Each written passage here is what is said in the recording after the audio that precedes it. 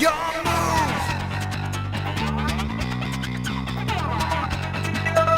What is going on, you guys? Bashtian here, and today I'm very excited to go ahead and come back to you with this amazing deck. We're gonna be revisiting the DDD deck, and I know I'm super excited to go ahead and show this back to you guys.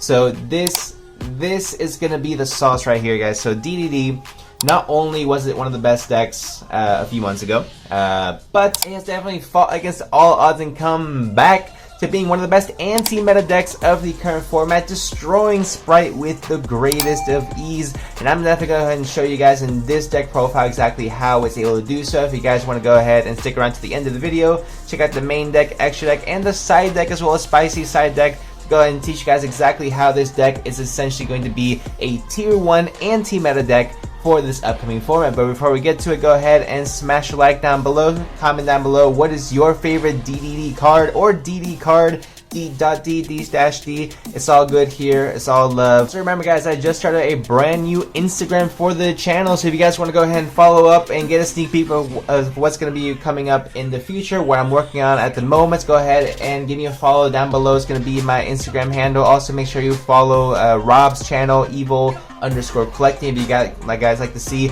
some high rarity, some expensive, nice quality cards with some amazing, beautiful backgrounds as well. Go ahead and give my boy a follow as well. But without further ado, guys, go ahead and get right into the deck profile.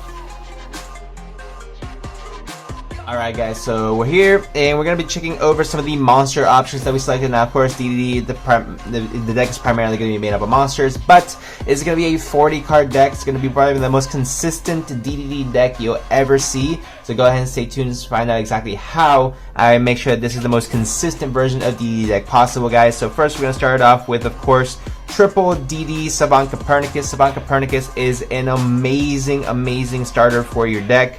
All you need is this and any other DD monster in your hand or Dark Contract. You normal summon this, send the Lamia, pitch the Dark Contract or DD card, special summon the Lamia, go into the Gilgamesh, set your scales, and you're good to go from there, guys. So definitely it's going to be one of the best starters. And I actually prefer this at times over the Savant Kepler. Savant Kepler is easily one of the best starters in the deck, but not better than Copernicus in my personal opinion for at least 60 or 70% of the scenarios. But Savant Kepler is actually really good. Actually the only one that did not get reprinted with a foiling, unfortunately. This definitely deserves at least a super, if not an ultra rare copy. It'd be nice to get an OTS version of the Savant Kepler here in the near future, but that's not up to myself, guys. So Savant Kepler is fantastic because it is able to go ahead and add you a Dark Contract from your deck to your hand. Also has a secondary effect where you can target one other DD card you control and return it to your hand. So it's really going to be good with some specific combos here and there, but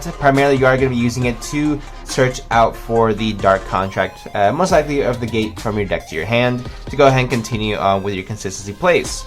Next we play triple DD Griffin and triple DD Slime. DD Griffin is one of the newest cards that was released for the strategy.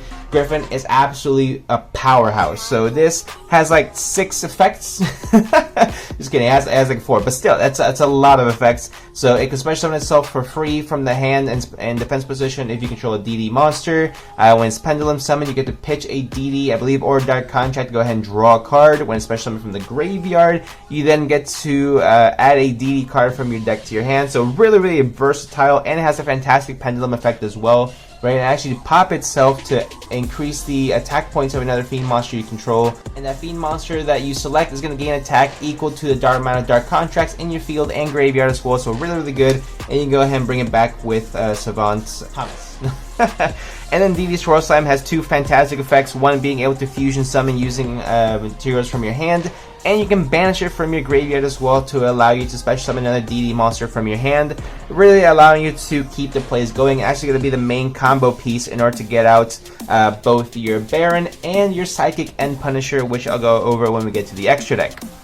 Next, guys, we play double DD Orthros. One is never enough. There are times where you are going to have to go combo out with both of these just to make sure you have the most optimal play. So I would definitely recommend playing 2 of your DD Orthros. So a lot of people don't play these 2 guys, but I definitely want to go ahead and highlight the Zero King Rage and the DD Cerberus. More Zero King Rage just because it is a 0 scale, so it does allow your Kepler to not be a brick. Yes, there are ways to play around it, but I'd rather just go ahead and play it. It's still 40 cards, guys, so I'm not going over that limit to go ahead and make this more consistent. So definitely, if I can fit in 40 cards, this is a card I will definitely go ahead and play. And then Cerberus has so much more utility than just being the high scale and making Kepler level 4. There's a common misconception that Cerberus all it does is increase the level to 4, but it says change its level to 4. So what you can actually do is if you have a Zero King Rage on the board, or if you have a Ragnarok on board, it's level 8. I believe this is level 10. You can actually change it to level 4 and then overlay into a Caesar and go off on your plays that way as well. Or it can be really useful in order to make sure that you have 2 level 4s on board, one being a tuner, so you can go ahead and synchro summon into your DD synchros as well. So really versatile card. I think is definitely undervalued in the current meta. And then for the last 2 Pendulum monsters that we play is 1 Thomas and 1 Abyss Ragnarok. I played 2 Ragnarok. It really is, it tends to brick more than anything.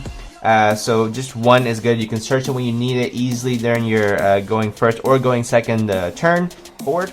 And then Savant Thomas, just be able to go ahead and recover resources back from your extra eggs. Really good. So definitely want to go ahead and play those as well. And then for the 1-ofs, you play 1 Necro Slime, 1 Vice Typhon, and then 1 copy of DD Lamia. DD Lamia, again, is fantastic as additional extender. Also, it's a tuner. It does help you go into your Psychic End Punisher because it is a level 1. So all you need is the Fusion, Lil Genghis, level 6. You need a level 4, and then a Lamia to go ahead and go full combo. Next, you have your 1 DD Vice Typhon, also a level 7 monster. So you can use this and Lamia to make a Siegfried, which is level 8 synchro. Also, when it's sent to the graveyard, that's the very same turn. You can actually banish it along with another DD monster from your graveyard to fusion summon as well, level 8 or higher. And then Necro Slime, again, banish from the graveyard with another DD to go ahead and fusion summon as well. So you have so many ways to go ahead and fusion summon, but you're not going to be fusion summoning too much, but it is going to be essential. So you'll get what I mean when I get to the extra deck, guys. For the hand traps, I don't get too crazy. I play 3 Ash and 3 Crow, and that's all I play. That's literally all you need to play. These are gonna be they have a second purpose as to why specifically it is these 2, but it's a good thing that it is DD Crow and Ash Blossom because these are probably the best hand traps in the current metagame as well. I really wish I could find space for a Ghost Ogre, but there was literally no space for it unless you want to play 42 or 43 cards and add the Ghost Ogres in there, but I do not recommend that because then it hurts the consistency of the deck. Also, it hurts that it helps that this is a dark monster as well. And you'll see what I mean when I get to the spells, guys. But 3 DD Crow, 3 Ash stops Brandon Red, stops your Spright starters. DD Crow hits Tear Laments, hits Brandon Despia, hits Sprites as well. So this is definitely going to be the best hand trap lineup if you're just going to be playing 6 cards for the hand traps. But that's going to be it for the monsters, guys. Now on to the spells. So for the spells, guys, we're not trying to recreate the wheel here. We play 3 Contract with the Gate, 1 Swamp King, and then 1 Dark Contract with Patent License. Patent License is overlooked at times, but it's really essential in your main combo to go ahead and send this to the grave to add a card from your grave or extra deck back to your hand. So it's really good when it comes to that. Next, Dark Contract with the Gate is essential in letting you search out specific DD monsters from your deck. And the Dark Contract with the Swamp King is essential to go ahead and make sure you are able to get your 3rd fusion summon out on the board. So this all working in tangent is going to be really good. You definitely want to go ahead and play this as specific ratio. Any more Patent License and any more Swamp Kings, and it's really just going to be a brick. You search it when you need it. If you don't need it, you don't search it. And the one that you're mainly going to want to see definitely is going to be a Dark Contract with the Gates. Unfortunately, they are hard once per turns. I really wish it would be a little bit more. I think in the anime, Declan activated like 3 of them and then just kept searching DD cards, which was absolutely wild if it worked that way. But unfortunately, it is hard. It is a hard once per turn, but it's all good, guys. So definitely want to go ahead and max out on the Contract with the Gates. And now for the rest of the spells. All right, guys, for the rest of the spells, we get extremely consistent now. We play 3 copies of Small World and 3 copies of Allure of Darkness with 1 copy of 1 for 1. So, Small World uses Ash and DD Crow to get into anything. So DD Crow is the perfect DDD or DD middle ground for any of your DD monsters because it is a dark and that's it. But it is a winged beast. It has 100 attack, 100 defense, which very few of the DD cards have. I believe Lamia is the only one with 100 attack. All the other ones have either really high or 0. So it's a perfect bridge for that. And then if you do need to go between a Copernicus to a Kepler or anything like that, you can use Ash Blossom because the only thing they have in common is a 0 attack. So Small World is essential into making sure that you're able to go ahead and pull off the best combos. I would definitely choose this over Period Raise Map. Yes, this one takes 2 cards to search, but Period Raise Map is very restricting. Plus, it costs you 4,000 life points on activation if you're going to be going, if you're going to be activating it going first. So that's why I'm not really too big a fan of Period Raise Map at the current time. It has been really good in previous formats, especially as the first starter for first searcher for DDD. But ever since the Small World has been coming to limelight, I think Small World is definitely going to be the best one for DDD. Lure of Darkness, so that's where DD Crow also comes into play as well because it is a dark, and all DD monsters are dark. So it's going to be really easy to go ahead and just, if you have an extra Orthros you don't need, you have an Orthros in your hand, you don't need that at that very moment, go ahead and activate a Lure, draw 2. Get rid of it because you play a second one. If you have a King Rage that is dead in your hand, activate Allure of Darkness, get rid of it, draw 2 fresh new cards. So Allure of Darkness is actually really crazy in this deck, just adding to the consistency, and then 1-for-1 to go ahead and make sure that you are able to at the very least activate Kepler to go ahead and search you a Dark Contract. And if you can activate Kepler search Dark Contract, that's full combo right there. So this is definitely the spice with the Lure of Darkness. I don't see too many DDD decks play that, so that's definitely gonna be it for the spells, guys. Honestly, that's one of the more exciting parts of it. So that's gonna be for the spells. Go ahead and get into the traps. Alright guys, for the traps, nothing too crazy. We play 1 DD Headhunt, and that's it. That's it, we don't need any more. Now, yes, I used to play the Dark Contract with Eternal Darkness in the main deck in my previous deck profiles, but again, I just want to keep it as consistent as possible. Now I side that card, so in case I ever do need it going first, I definitely have the ability to go ahead and search it, put it into my main deck if I need to, but I think it's more of a side deck card. The Headhunt is going to be essential going first or second, so definitely want to go ahead and main deck this, and that is a 40 card DDD deck. Alright guys, for the extra deck, I played 3 copies of DDD Abyss King Gilgamesh. This is the most broken Link monster that was ever written for a specific archetype. It literally sets Pendulum Scales for free at the cost of only 1,000 life points. So it's absolutely insane. It does lock you into DD monsters, so you do want to go ahead and look out for that. But if you're able to summon your Baron and Psychic End Punisher before you do, which is the main combo for it, then you're definitely good to go as far as that goes. DDD Abyss King Gilgamesh is a phenomenal card and a key component of your overall combo. For the Xyz monsters, we play 1 DDD Wave King Caesar. When sent to the graveyard, search a Dark Contract, card once per turn, broken. DDD Marksman Kingta, when sent to the graveyard, Foolish Burial, a card from your deck to your grave, not once per turn, broken. DDD Wave High King Caesar can negate any spell, trap, or monster effect that would special summon. Anything that would special summon, it immediately negates it, destroys it, and it also has itself and another DD monster you control gain 1,800 attack. The base stats on this are 2,800. That is insane. That card is nuts. You played 2 copies of DDD Deus Machinax. Deus Machinax is a 3k beat stick, but it also has the phenomenal effect to where you can just use any DDD monster and slap this on top of it, so you don't need 2 level 10 fiend monsters or 3 level 10 fiend monsters. All you need is 1 DDD Gilgamesh or a Caesar or anything like that. You slap this on top, and that's basically it, and you go from there. Has a great effect as well, where if your opponent activates a monster effect, you can detach 2 materials from this card or pop a Dark Contract on your field and then take that opponent's monster, equip it as a material. It does not negate the effect, but it takes your opponent's resources from them, which is really useful, especially against the Spright format. If a normal summon diva activate effect, great. Deus Machinax, take. Then they summon out the Diva. Yes, they can continue to go on from there, but you already took one of their resources away from them. Normal summon, Swap Frog, activate effect, great. Deus Machinus, take Foolish Ronin Totem, and they can't do anything else after that. So Deus Machinus is a phenomenal card for the deck. I really wish I could play 3, but the DDD extra deck is hyped. And to round off the XCs, of course, we play the 1 Divine Arsenal AA Zeus, Sky Thunder. So that's going to be it for the links and the XCs. Now on to the fusions. For the fusions, we play double Flame King Genghis and 1 DDD Flame High King Genghis. All have the same effect, essentially special summon another DD monster from the graveyard when you summon a DD monster, and that's really all you're going to be using these for. These 2, you are going to want to make sure you're able to bring 2 out on your opening turn, so you can overlay these 2 level 6s to make your DDD Wave High King Caesar, and then you go on from there. So that's going to be for the fusion, guys. I do not play D-Arc. I think that card is useless. Yes, I've commented on that before. It's just not the best card to play, unfortunately. And the reason I believe that is because it's helpful in time. In any other time, it's not. It doesn't help progress your game state. I mean, playing DDD, you should know you're going to be losing a lot of life points just to play the deck.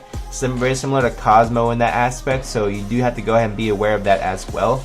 But playing a card just to help you gain a few thousand life points is really not going to be the end all be all. Essentially, what DDD is trying to do, build an unbreakable board, and then just beat over whatever your opponent has on board. So that is going to be the for the fusions. For the synchros, we play 1 DDD Cursed King Siegfried, 1 Baron de Fleur, and then 1 Psychic and Punisher.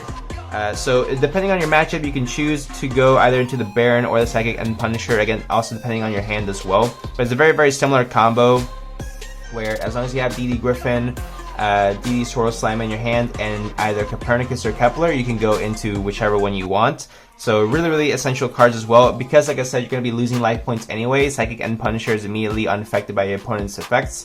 Also, you can continue gaining attack points each battle phase, so really phenomenal card to go ahead and play in the deck. Baron de Fleur helps prevent any Nibiru shenanigans, which I think is actually going to be seeing a lot less play in the future formats. So you're going to be using Baron de Fleur to actually set up just an Omni Negate on board, which is really good.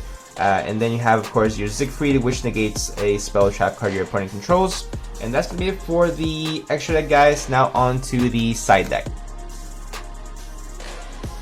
Alright guys, so a new format calls for a brand new side deck, and definitely hand traps are starting to become a little bit more obsolete, so the side deck definitely reflects that as well.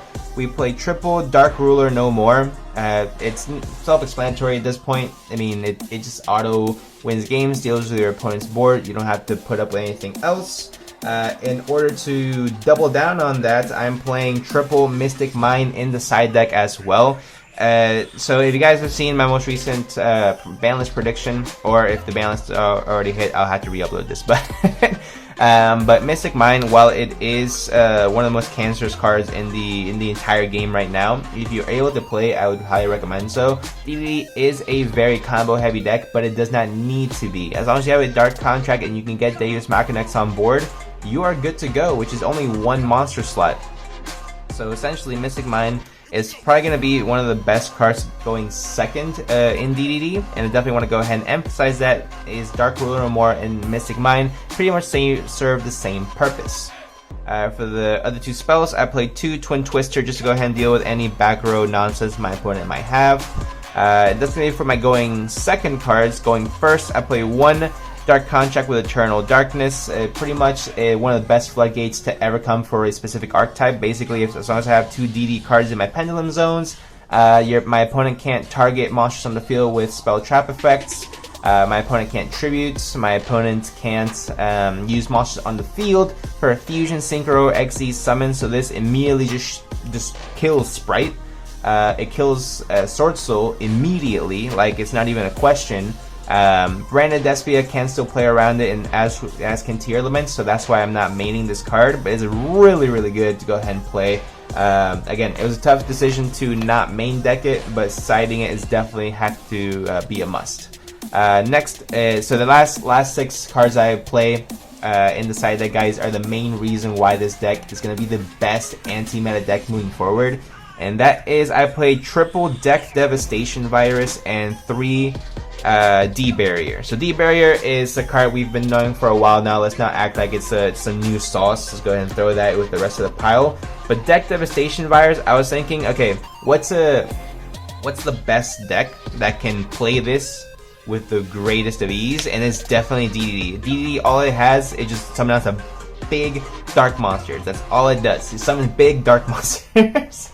Which sounds weird when I say it out loud, but you guys get what I mean. I mean, Deck Devastation Virus is an auto win against Sprites, so being able to play this in a deck that can already OTK, it just reinforces that that fact. So in case they have like a Dark Ruler no more or anything like that, you say, great, I'll activate Deck Devastation Virus, chain to the Dark Ruler no more, get rid of one of your monsters, and it doesn't matter if your monster effects are negated, because now every single monster they have with 1500 or less attack is going to be immediately destroyed and sent to the graveyard, which means they get no effects, which is really good. Any way they can play around this is if they have a Spright starter. But I mean, if they have a Spright starter, they have a Spright starter. Nothing I can really say about that. So Deck Devastation Virus is definitely a big reason as to why I think this deck is going to be one of the best anti-meta decks, and we really could see DDD coming back into the spotlight as well. But this is gonna be it for the DDD deck profile, guys. Honestly, I think this deck is really spicy. I think it's gonna be a lot of fun, especially moving forward. So let me know what you guys think in the comment section down below. If you guys have any different thoughts on DDD, again, let me know what you guys play. Again, this is just a community, so we can all learn from each other, guys. So let me know what you guys think in the comment section down below. If you guys do enjoy these type of deck profiles where I go a little bit more in depth, let me know by smashing the like button, and also don't forget to hit the subscribe button as well, and give me a follow on Instagram if you guys are interested in keeping up with some updates as far as what deck's going to be coming up in the near future, as well as on the channel. So without further ado, guys, thank you guys so much for watching, and I'll see you guys in the next one.